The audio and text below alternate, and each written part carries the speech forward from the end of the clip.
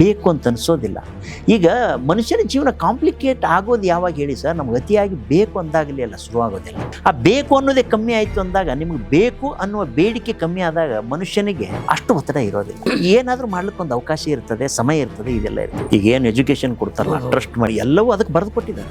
ಎಲ್ಲವೂ ಅದಕ್ಕೆ ಬರೆದು ಇದು ಇದೆ, ಹೋಟೆಲ್ ಇದೆ ಅವ್ರದ್ದು, ಬಿಜಾಪುರದಲ್ಲಿನೂ ಅದು ಅವ್ರದ್ದು ಏನೇನೋ ಇದೆ. ಆಮೇಲೆ ಇಲ್ಲಿ ಹಾಸ್ಪಿಟಲ್ ಇದೆ, ಜಯದೇವ ಇದು ನಾರಾಯಣ ರುದ್ರಾಲಯ, ಇನ್ನೊಂದು ಬ್ರಾಂಚ್ ಇದೆ, ಅದು ಕೂಡ ಅವ್ರದೇನೆ, ಅವರು ನಡೆಸ್ತಾರ. ನೀವು ವಿಚಿತ್ರ ಗೊತ್ತಿಲ್ಲ ನನಗೆ, ನಾನು ಫಿಲಾಸಫಿ ಓದ್ತಾ ಇದ್ನಲ್ಲ ಧಾರವಾಡದ ಡಿಗ್ರಿಯಲ್ಲಿ, ನನಗೆ ಎಲ್ಲರೂ ಅದನ್ನೇ ಕೇಳ್ತಾರೆ, ನೀವು ಯಾವ ಮಠಕ್ಕೆ ಸ್ವಾಮಿ ಆಗ್ತೀರಿ, ಮತ್ತೆ ಈ ಫಿಲಾಸಫಿ ಯಾಕೆ ಓದ್ತಾ ಇದ್ದೀರಿ ಅಂತ. ಯಾಕಂದ್ರೆ ನಾವು ಮಠದ ಸ್ವಾಮಿಗಳಲ್ಲ, ನಾವು ಮಠದಲ್ಲಿ ಇದ್ದಂಥವ್ರು. ಮತ್ತೆ ನಾವೆಲ್ಲ ಮಠದಲ್ಲಿ ಇರೋದ್ರಿಂದ ಭಕ್ತರ ಮನೆಗೆ ಊಟಕ್ಕೆ ಹೋಗೋದು, ನಾವು ವಾರದ ಊಟಕ್ಕೆ ಹೋಗೋದು, ಅಥವಾ ರೊಟ್ಟಿ ಮನೆಗೆ ಹೋಗಿ ರೊಟ್ಟಿ ತರೋದು, ಇದೆಲ್ಲ ಪದ್ಧತಿ ಇತ್ತು. ನಾವು ಮನೆಗೆ ಹೋಗಿ ರೊಟ್ಟಿ ತಂದು ಮಠದಲ್ಲಿ ಊಟ ಮಾಡುವಂಥದ್ದು. ಇದು ಹುಬ್ಬಳ್ಳಿ ಧಾರವಾಡದಾಗೂ ಇತ್ತದು. ನಾನು ಧಾರವಾಡದ 3000 ಮಠದೊಳಗೆ ಸ್ವಲ್ಪ ದಿನ ಇದ್ದೆ, ಅದು ಎಲ್ಲ ಹಂಗೆ ಮನೆ ಭಿಕ್ಷೆ ಎತ್ತೆ ನಾವು ತಂದು ಊಟ ಮಾಡ್ತಿದ್ವಿ.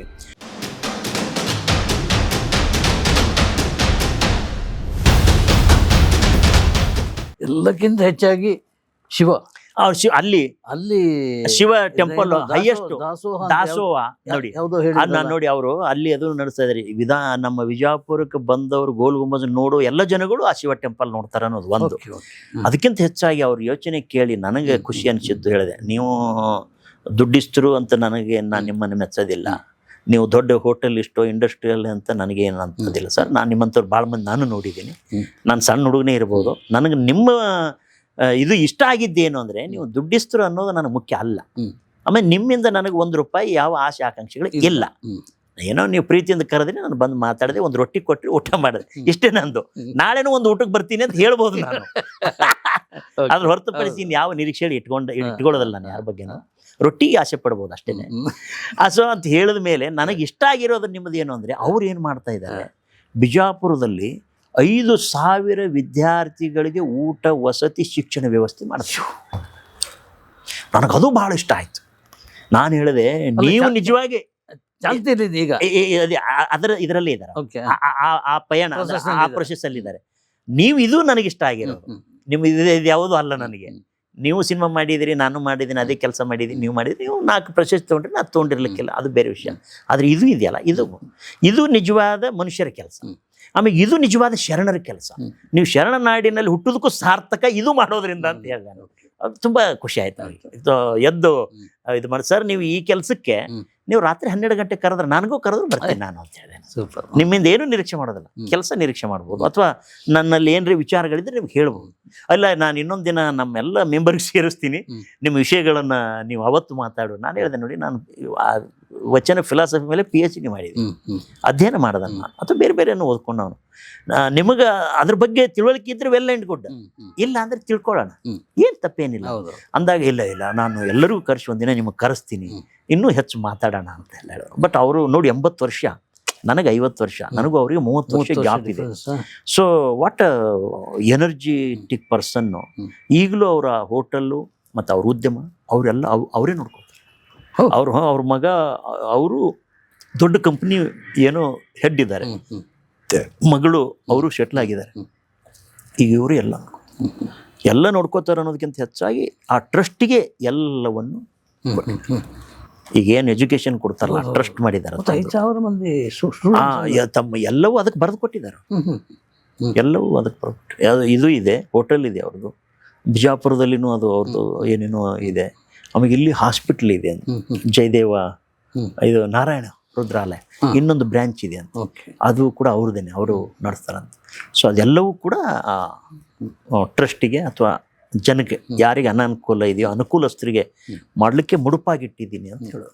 ಮತ್ತು ಇದಕ್ಕಿಂತ ಇನ್ನು ಮತ್ತೆ ದೇವರಂದ್ರೆ ಇನ್ನೆಲ್ಲಿ ಹುಡ್ಕೊಳ್ಳೋದು, ಮತ್ತು ಇದು ಮಾಡೋರೇ ದೇವರಲ್ಲ. ಹೌದು, ಅಲ್ಲ ಯಾರೇ ಇರಲಿ ಅವರು. ಸೊ ಅದು ನನಗೆ ಇವತ್ತು ಖುಷಿ. ಅಂದ್ರೆ ಒಬ್ಬ ಒಳ್ಳೆ ವರ್ತ್ ಪರ್ಸನ್ನ ಭೇಟಿ ಮಾಡಿದೆ ಅನ್ನೋ ಭಾವ ಬಂತು. ಮತ್ತು ಅದನ್ನು ಇದ್ದಂಗೆ ಹೇಳಿನೂ ಬಂದೆ ನಾನು. ನಾನೇನು ಅವ್ರಿಗೇನು ತುಂಬ ಪ್ರೇಸ್ ಮಾಡಿ ಆ ಥರದ್ದಿಲ್ಲ. ಇದು ಹಾಲು, ಇದು ನೀರು ಅಂತ ಅಲ್ಲೇ ಹೇಳಿ ಬಂದೆ ಅಲ್ವಾ ಸರ್? ಖುಷಿಯಾಗಿದ್ದೀರಿ?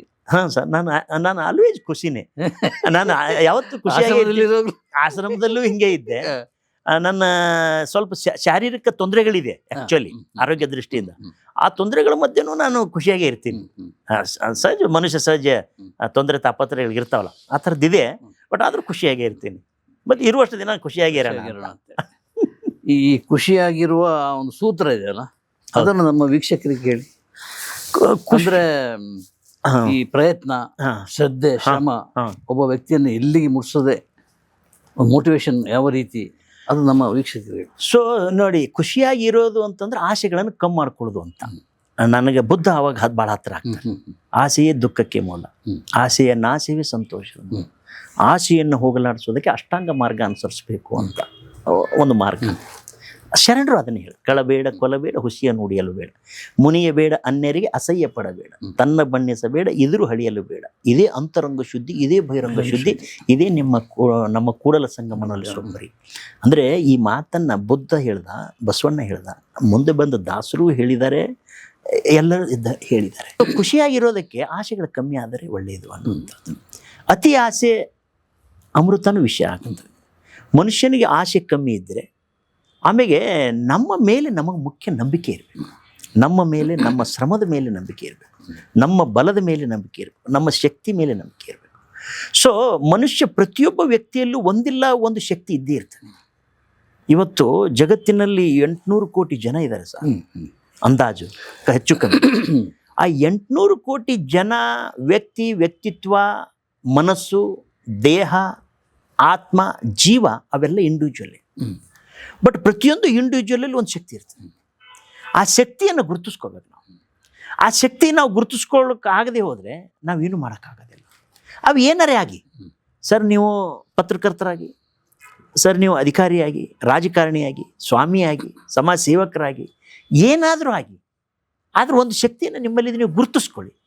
ಗುರುತಿಸಿಕೊಂಡಾಗ ನಿಮಗೆ ಇನ್ನೊಂದು ದಾರಿ ಕಾಣುತ್ತೆ. ಆ ದಾರಿಯಲ್ಲಿ ಪಯಣಿಸ್ಕೊಂಡು ಹೋದರೆ ಖಂಡಿತ ನಾವು ಏನಾದರೂ ಮಾಡ್ಲಿಕ್ಕೆ ಸಾಧ್ಯ ಆಗುತ್ತೆ.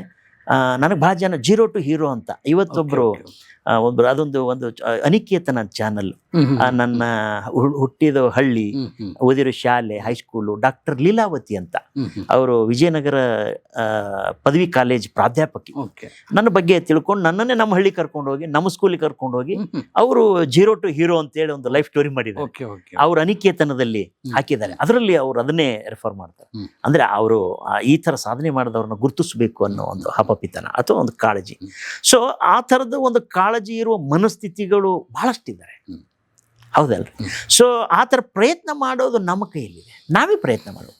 ನಾವು ನೋಡಿ ಸರ್, ನನಗನ್ಸೋದು ಯಾವುದೇ ದೇವರು ಧರ್ಮ ಬಂದು ನನ್ನ ಹಣೆ ಬರ ಬದಲು ಮಾಡ್ತಾನೆ ಅಂತ ನನಗೆ ಯಾವತ್ತೂ ಅನಿಸೋದಿಲ್ಲ, ಅನಿಸೋದು ಇಲ್ಲ. ನನ್ನ ಹಣೆ ಬರವನ್ನು ನಾನೇ ಬದಲಾಯಿಸ್ಕೋಬೇಕು, ನನ್ನ ಶ್ರಮ ನಾನೇ ಪಡಬೇಕು, ನನ್ನ ಏಳಿಗೆ ನಾನೇ ಮಾಡ್ಕೋಬೇಕು, ನನ್ನ ಕನಸುಗಳನ್ನು ನಾನೇ ಕಟ್ಟಬೇಕು, ಕನಸುಗಳು ನನಸಾಗೋದಕ್ಕೆ ಪ್ರಯತ್ನ ಮಾಡಬೇಕು. ಅದಕ್ಕೆ ಭಾಳ ತಾಳ್ಮೆ ಬೇಕು, ಸಹನೆ ಬೇಕು, ಪ್ರಯತ್ನ ಬೇಕು. ಹಗಲು ರಾತ್ರಿ ಆಗಬೇಕು, ರಾತ್ರಿ ಹಗಲಾಗಬೇಕು. ನೀವು ಸತತ ಪ್ರಯತ್ನವಾದಿ ಆಗಿರಬೇಕು, ಅಧ್ಯಯನಶೀಲರಾಗಿರಬೇಕು, ಸಮಾಜವನ್ನು ಸೂಕ್ಷ್ಮವಾಗಿ ಗಮನಿಸೋರಾಗಿರಬೇಕು, ಮತ್ತು ನಿಮ್ಮ ನಡೆ ನುಡಿ ಗುಣ ಸ್ವಭಾವಗಳು ಶುದ್ಧವಾಗಿರಬೇಕು.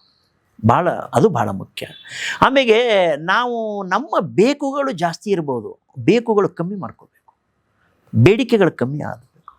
ಸೊ ಆಸೆ ಕಮ್ಮಿಯಾಗಿ ಬೇಡಿಕೆಗಳು ಕಮ್ಮಿ ಆದರೆ ಮನುಷ್ಯನ ಜೀವನ ಸರಳವಾಗಿರ್ತದೆ, ಬೇಕು ಅಂತ ಅನಿಸೋದಿಲ್ಲ. ಈಗ ಮನುಷ್ಯನ ಜೀವನ ಕಾಂಪ್ಲಿಕೇಟ್ ಆಗೋದು ಯಾವಾಗ ಹೇಳಿ ಸರ್? ನಮ್ಗೆ ಅತಿಯಾಗಿ ಬೇಕು ಅಂದಾಗಲೇ ಅಲ್ಲ ಶುರುವಾಗೋದೆಲ್ಲವೂ. ನಮಗೆಲ್ಲವೂ ಬೇಕು ಅಂದಾಗಲೇ ಏನಲ್ಲ. ಆ ಬೇಕು ಅನ್ನೋದೇ ಕಮ್ಮಿ ಆಯಿತು ಅಂದಾಗ, ನಿಮಗೆ ಬೇಕು ಅನ್ನುವ ಬೇಡಿಕೆ ಕಮ್ಮಿ ಆದಾಗ ಮನುಷ್ಯನಿಗೆ ಅಷ್ಟು ಒತ್ತಡ ಇರೋದಿಲ್ಲ. ನಿಮ್ಗೆ ಏನಾದರೂ ಮಾಡ್ಲಿಕ್ಕೊಂದು ಅವಕಾಶ ಇರ್ತದೆ, ಸಮಯ ಇರ್ತದೆ, ಇದೆಲ್ಲ ಇರ್ತದೆ. ಈಗ ನಾನು ನನ್ನ ಸಮಯನೇ ಸುಮ್ಮನೆ ದುಡ್ಡು ಕಾಸು ಇನ್ನೊಂದು ಮತ್ತೊಂದು ಮಾಡೋದಕ್ಕೆ ಕಾನ್ಸಂಟ್ರೇಷನ್ ಮಾಡಿದ್ರೆ ನಾನು 10 ಪುಸ್ತಕಗಳು ಬರ್ಲಿಕ್ಕೆ ಆಗ್ತಾ ಇರಲಿಲ್ಲ, ಅಥವಾ 10 ಸಿನಿಮಾಗಳು ಮಾಡ್ತಾ ಇರಲಿಲ್ಲ, ಅಥವಾ ಇದು ಯಾವುದು ಪ್ರಯತ್ನ ಮಾಡೋಕ್ಕಾಗ್ತಾ ಇಲ್ಲ. ಸೊ ನನ್ನ ಮುಖ್ಯ ಕಾನ್ಸಂಟ್ರೇಷನ್ ಕಲೆ, ಸಾಹಿತ್ಯ, ಸಂಸ್ಕೃತಿ, ಈ ಒಲವೇ ಇರೋದ್ರಿಂದ, ಒಲವೇ ನಮ್ಮ ಬದುಕು, ಆತ ಬಡವ, ಅದು ಬೇಂದ್ರೆ ಅವರು ಕವಿ ಇದ್ದಂಗೆ, ಒಲವೇ ಬದುಕು ಅನ್ನೋ ಅರ್ಥದಲ್ಲಿ ಕಲೆ, ಸಾಹಿತ್ಯ, ಸಂಸ್ಕೃತಿಯೇ ನನ್ನ ಬದುಕಾಗಿ ನಾನು ಕಟ್ಕೊಳ್ಳೋ ಪ್ರಯತ್ನದಲ್ಲಿದ್ದೀನಿ. ಭಾಳ ದೊಡ್ಡ ಸಾಧಕನೂ ಅಂತಲ್ಲ, ಭಾಳ ದೊಡ್ಡದಾಗಿ ಏನೋ ಮಾಡಿದ್ದೀನಿ ಅಂತೇನಲ್ಲ, ಆದರೂ ಆ ಹಾದಿಯ ದಾರಿ ಮಧ್ಯದಲ್ಲಿದ್ದೀನಿ. ಅದನ್ನೇ ನೀವು ವೀಕ್ಷಕರಿಗೆ ಹೇಳೋದು ಅಂದರೆ, ಸತತ ಪ್ರಯತ್ನ ಭಾಳ ಮುಖ್ಯ. ಅದನ್ನೇ ನಾನು ಶ್ರಮಮೇವ ಜಯತೆ, ಶ್ರಮ ಭಾಳ ಮುಖ್ಯ ಮನುಷ್ಯನಿಗೆ. ಶ್ರಮ ಹಾಕ್ತಾ ಇರಬೇಕು. ಅದು ಕೃಷ್ಣನ ಮಾತಲ್ಲಿ ಹೇಳೋದಾದ್ರೆ ನಿಷ್ಕಾಮ ಕರ್ಮ ಮಾಡ್ತಾ ಇರಬೇಕು. ನಾವು ಪ್ರತಿಫಲ ಗೊತ್ತಿಲ್ಲ, ಸಿಗ್ಬೋದು ಸಿಗದೇ ಇರ್ಬೋದು. ನಾವು ಕಾಯಕ ಮಾಡ್ತಾ ಇರ್ಬೇಕು. ಬಸವಣ್ಣನ ಮಾತಲ್ಲಿ ಕಾಯಕ ಮಾಡ್ತಾ ಇರ್ಬೇಕು. ಪ್ರತಿಫಲ ಇರ್ತದೆ, ಪ್ರತಿಫಲ ಸಿಗ್ತದೆ. ಒಂದು ಸಾರಿ ಇಲ್ಲ ಇನ್ನೊಂದು ಸಾರಿ ಮಾಡೋಣ, ಇನ್ನೊಂದು ಸಲ ಮತ್ತೊಂದು ಸಲ ಮಾಡೋಣ. ಸೊ ಪ್ರಯತ್ನ ಅಂತೂ ನಾನು ಮಾಡ್ತಾನೆ ಇರ್ತೀನಿ. ಏನು ಗೆಲ್ತೀವೋ ಸೋಲ್ತೀವೋ ಸೆಕೆಂಡ್ರಿ, ಪ್ರಯತ್ನಗಳು ಮಾಡ್ತಾನೆ ಇರ್ತೀವಿ. ಸೊ ಆ ಸತತ ಪ್ರಯತ್ನ ಭಾಳ ಮುಖ್ಯ ಅನ್ನೋದು ಹೇಳ್ಬೋದು. ಈಗ ನಾನು ಕೇಳದೆ ನಿಮಗೆ ಪ್ರಶ್ನೆ ಕೇಳದೆ ನೀವಾಗಿ ಹೇಳುವಂಥ ಏನಾದರೂ ವಿಷಯ ಇದೆಯಾ? ಪ್ರಶ್ನೆ ಕೇಳದೆ ನಾನಾಗಿ ಹೇಳುವಂಥ ವಿಷಯಗಳು ನೀವೆಲ್ಲ ಕೇಳಿಬಿಟ್ರಲ್ಲ. ಅದು ಬೇಕಾಗಿತ್ತು ನನಗೆ. ನೀವು ನನ್ನನ್ನು 97ರಿಂದ ನೋಡಿದ್ದೀರಿ.